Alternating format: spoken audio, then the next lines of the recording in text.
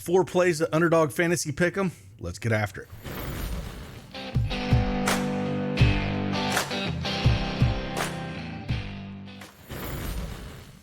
Hey, happy Monday morning, everybody. It's Craig Bennett, aka Cash Keg, back with an Underdog Fantasy Pick'em video.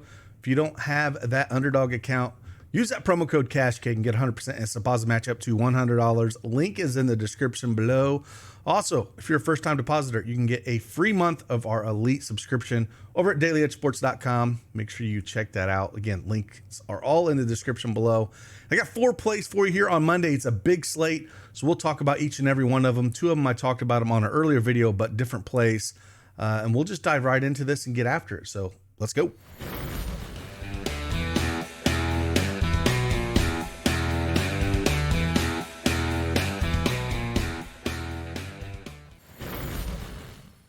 All right, Underdog Fantasy Pick'em is up on the desktop here. We are going to talk about 4 plays, 2 plays that I talked about in the earlier video, but different projections, different lines that weren't available on the other site, but they are available here at Underdog, and I do like them a lot.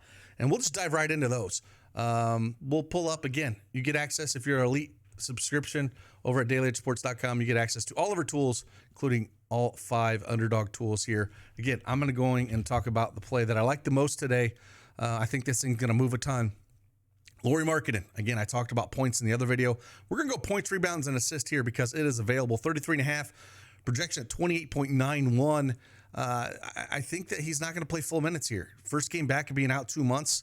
I think it's a spot where we can look at, taking advantage of this situation, go lower on this projection. Again, it wouldn't surprise me if they come out with a minutes limit for him. So I do like taking under this. He's went over this number in 4 of his last 6 games. However, a lot of those games, the last one he played 41 minutes against Miami. Minnesota is a tough team. They are a top 3 defense in points allowed, rebounds allowed, and assists allowed. Now, I know that he got some injury concerns here. However, the last 2 times he has played them, he has put up only 29 and 31 points, rebounds, and assists. So there's game time decision for Rudy Gobert, Kyle Anderson. We know Cat's been out, but still, they're a good defensive team. And I'm going to be playing the unders on him because I do think that we're going to get some news later that says that he's going to be on a minute restriction with his first game back since he has not played in over March 2nd was his last game played. So we're talking 16 days he hasn't played. I just can't see them pushing him out there 35, 36 minutes, where I could see it being more 25 to 27. I'll take the under on that all day long, going lower than that projection. Next one we're going to look at here, again, we're going to go Sabonis, man. I talked about a different play over on a different site, but we're going to go higher than this 40.5 points, rebounds, and a 6 assist projection for him. He's cleared this number in 7 of his last 8 games, going up against Memphis, where he's played them twice this year, putting up monster 46 and 51 points, rebounds, and assists against them. I don't see anything any different here. Nobody's going to be able to stop him. Who knows? Triple J might get in his foul trouble again like he usually does on the other side. And Desmond Bane is back, so hopefully that'll help push them to a closer game if Bane can get his shot going. And speaking of that, I think we roll right into this on the other side of it, and that's Desmond Bane. I think we go higher than 21.5 points for him. It's a spot where, he's cleared this number in 6 of his last 7 games. And he's first game back he played. Again, he was out for almost 2 months. First game back was March 16th. He played 32 minutes that game against OKC, put up 22 points, shot 7 for 17, so not bad, 41% from the field. So the shots are going to be there for him. There's still a lot of injuries on this team. There's no Morant still. Scottie Pippen Jr. is out. Derrick Rose is out. Luke Kennard's out. Brandon. They still have a ton of injuries. Smart's still out. So Zaire Williams is out. So it's basically Triple J and Desmond Bane are going to be the offense here, and going up against a team with Sacramento, which if we look at pace, they're ranked 12th in pace. Memphis is 17th. They'll push a little faster with Desmond Bane up there. But OKC is bottom 10 in the league in points allowed, around 118. And Desmond Bane should be the beneficiary here. I can see him shooting 20 shots here, so I don't mind taking a shot at this 21.5 points for him at that spot. So I do like that play. And then the last play we'll talk about here, line got bumped from the time I was able to bring this up and talk about it, but we'll still bring it up. I still think it's in play. I liked it at the 9.5 number a little bit more than I do at it at that it's at now, but I still think it's very much in play. And that is Anthony Simons at the 10 rebounds and assists number. Now, going up against the Chicago Bulls on the road, he has cleared this number in 6 of his last 9 games. They have a lot of injury, issues as well. We've known this for a while, right? Sharp's been out for a while. Brogdon's been out for a while. Jeremy Grant's a game-time decision.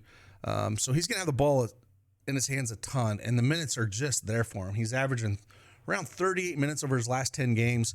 He's got some big spots where he put up Atlanta. He put up 15 against them 2 games ago, and he played 43 minutes that game, right?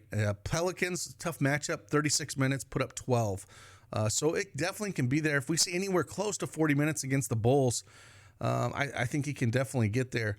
Head-to-head matchups, he's played them once this year, back on January 28th, played 35 minutes and put up 15 against them. So I don't mind taking a shot at this. It already got bumped the projection, but I'm still going to go higher than this mark at 10 rebounds and assists for him. So again, those are the plays we're kind of looking at. If you're going to play a 3, I recommend 3-man, right?